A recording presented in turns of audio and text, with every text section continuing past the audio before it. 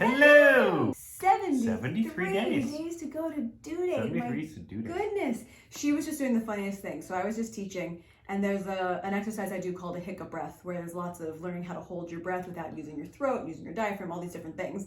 And I was walking a student through it, and she, I swear, was doing it with us. My opinion of this is because it's so much diaphragmatic activity. Yeah. Maybe that was pushing down on her, and she's going, hey! Maybe. What But are you she doing? was suddenly, anytime I would say take a breath, she'd like kick. Or when I would say, and then do this, she would do something on the other side. It was cracking me up. She was involved in the voice lesson just now, and that was very cute. How are you? How are you feeling? I'm doing a lot better. Still a little Good. congested, tired. Yeah. Today was my first early morning since feeling a little bit down, but doing bouncing back. You? How are you Good. feeling? Pretty good. Last night at 12:30 or so, Lila started crying, and she's not a night crier. She's really not. And it escalated. It was going on for close to 10 minutes and getting a little stronger, and I couldn't tell if she was having a nightmare, And what I was going going on. to be useless. So I had NyQuil. But I woke him up to let him know, hey, I'm gonna have to go in, just be on standby just in case. And I put on my bathrobe, and I get to her door, and right before I opened the door, she stopped. I was like, Backpedal, I backpedal, back. tiptoed back in. But then I couldn't sleep for a good hour because I kept checking in on her. Because that's kind of how it goes, the mom year is up, and then you can't go back to sleep till you know that they're okay. And I feel I didn't get much sleep last night. Am I just different than that? As soon as I know that they're down, I'm out. You're out. I think that's a very Dad thing. Yes. And I mean, no disrespect by any way, but moms just have the mom ear, and the slightest thing, they're up. And dads aren't like that. But my dad, anytime my mom was sick or out with her back, his turned on. Yeah. When you know you have to do it, it goes on. But it is very interesting that most of the time, and it makes perfect sense, that it falls more to the mom on that in the middle of the night. And then she slept this morning when I went to get her. She went, "Good morning, mommy." And I went, "Good morning, honey." She's so cute. It was so cute. Olivia! Olivia!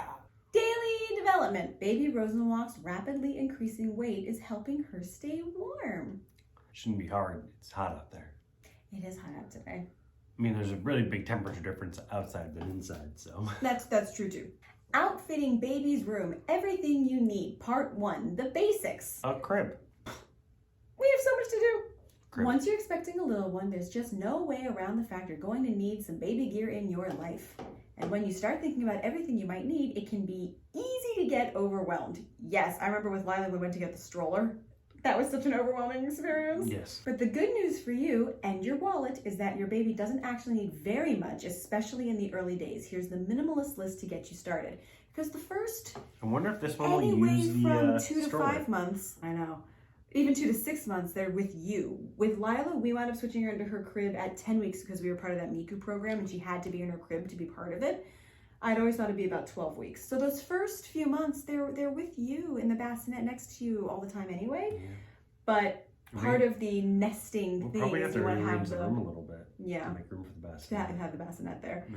But part of the nesting aspect of everything is setting up the nursery, making sure everything's good to go. It's just part Very of the different process. this time. Very different. And this it's time. different this time. We have to set up Lila's room And because same she's going to time. move, and then set up the nursery the way we want and figure things out. There's a lot to do, but it's exciting. It's cool. It's challenging. Slideshow, the chair that grows with your child.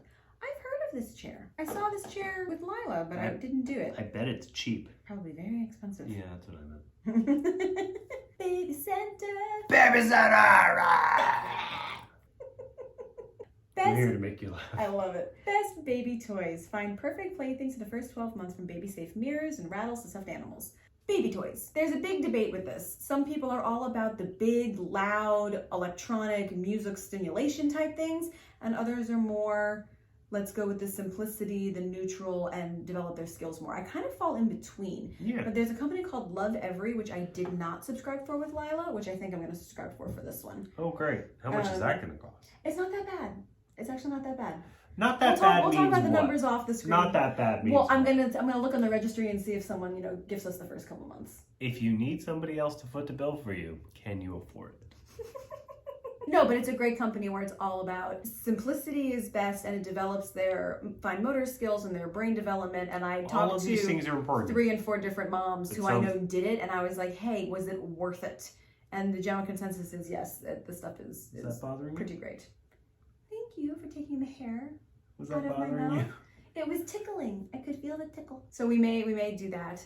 And Lila has, we saved 90% of her baby toys. So there's a lot of toys. We just need to make sure Lila's good with the share. One, good with the sharing. Two, taking it out of storage and bringing it over and, And cleaning it. cleaning it, setting it all up, all Yeah. that. All that jazz. All that jazz. No. You're gonna get a copyright strike. Oh. Yeah, don't do that. Really? Even if it's like for 3 seconds like that? I don't know. If it's more than 30 seconds, I would get it. But for 3 seconds? Who knows? We'll see. Is it safe to fly while I'm pregnant? Yeah, it's safe for you to fly. Except once you hit the later part of the 3rd trimester, and then it's not.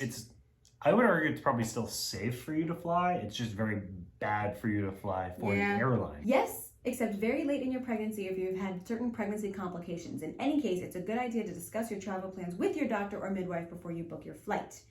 There are some situations in which it's definitely not safe to fly, such as if you have signs of possible miscarriage, such as cramping, pain, and bleeding, have cervical insufficiency, have preeclampsia, are under observation for preterm labor, have preterm rupture of membranes, which is known as PROM. It's a very different meaning for PROM. I didn't know that. Which means you're leaking amniotic fluid or your water has broken, but you're not yet in labor. That happened to a friend of mine. That is so scary. And they flew? No. It just when she had that condition and she had to be hospitalized on antibiotics until she actually went into labor. That makes sense. And she was in there for like 4 weeks or so. It was crazy. Can't imagine what that bill was like. Whew. Your healthcare provider may also recommend against flying if you are carrying twins or higher multiples after 28 weeks. More than 2. My first big ballet teacher growing up, like after when I was really getting into the dance world, had natural triplets. Her name was Miss Moffat. And I remember being like, wait, Nope. natural triplets? Nope. As a kid, I remember being like, that's not common. Have intrauterine growth restriction, have a history of miscarriage or ectopic pregnancy, have placenta previa or another placental abnormality, have any chronic medical conditions such as diabetes or high blood pressure that's not well controlled, have a history of blood so many women have clots. to go through all this. I know. Have a history of blood clots. Talk with your provider before considering any long trips if you are in this category. Finally, it's best not to fly during your final month when the possibility of going into labor is greater. The real cutoff where you're not supposed to fly anymore is 34 weeks. And I remember with Lila, I flew at like 33 and a half weeks for my shower. Oh, here in right, April. yeah. And I was like, and we're at the total cutoff. But you don't want to fly after that because it just ups your chances of coming into labor early. You don't want to do that. But if you're not there yet, go for it. So we have 4 weeks To plan a trip. go on a trip Let's do it. during COVID, During Delta. during Delta. Maybe we'll fly on Delta. Dum-ching. Oh. They should give discounts. Yeah, Delta should give discounts because of Delta. because of Delta. I kind of like that. That's funny. It's a good marketing campaign. That's a terrible marketing campaign. It's a horrible marketing campaign. But it made me laugh. Mwah. 73 days to go. Subscribe up here. Diddy down here. Click the like button. Give us a thumbs up. Click the bell for notifications. And send in those questions and comments. Please do. My goodness. Mwah. Love you. Bye. 73. Wow. Bye.